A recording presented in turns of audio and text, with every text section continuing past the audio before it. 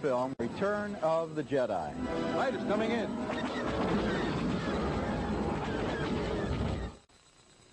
Our next movie is the latest installment in the most phenomenally popular serial in movie history. It's Return of the Jedi, the third chapter in the saga of Star Wars. And maybe the best way to review this film is just to simply say that producer George Lucas and his Star Wars team have done it again.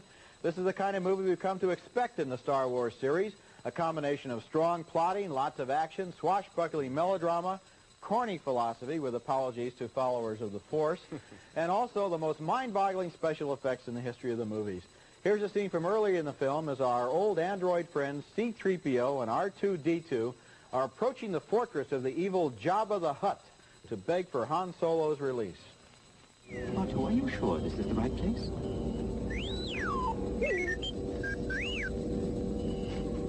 They'd better knock, I suppose. There doesn't seem to be anyone here. Let's go back and tell Master Luke.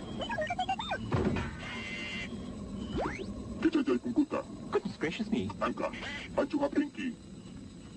R2 Detour.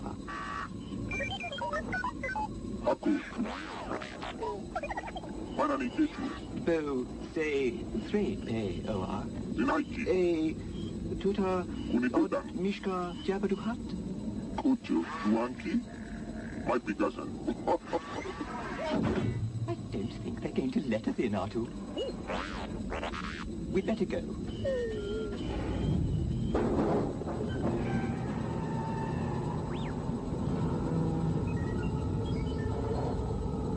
R2, wait! Oh dear. R2. R2, I really don't think we should rush into this. Oh, R2! R2, wait for me! Later in the film, on an alien moon, there's a great chase sequence with flying motorcycles. Go for help, go!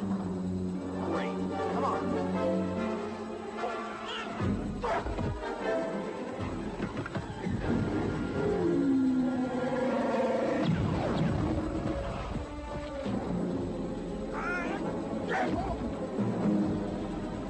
Over there! Two more of them!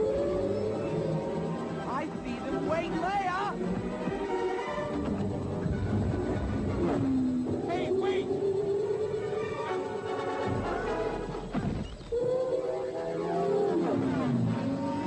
Quick, jam their comlink, center switch!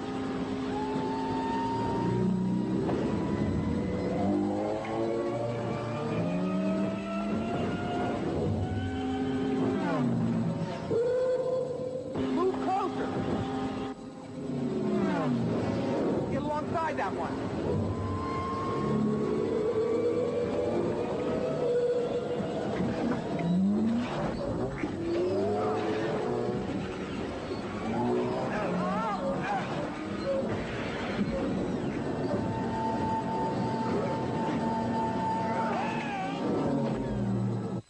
Now, of course, you might not unreasonably ask why they didn't avoid all those problems by simply flying above the treetops. But you don't ask questions like that about movies like Return of the Jedi. This movie has all of the plausibility of a Saturday afternoon serial and all of the fun, too. Here's one of the battles in outer space the Star Wars movies have become famous for. Billy D. Williams is leading an attack on Darth Vader's Death Star. Red leader standing by. Gray leader standing by. Green leader standing by. Lock S falls in attack position. May the Force be with us. We've got to be able to get some kind of reading on that shield, up or down. Well, how could they be jamming us if they don't know if we're coming? Break off the attack.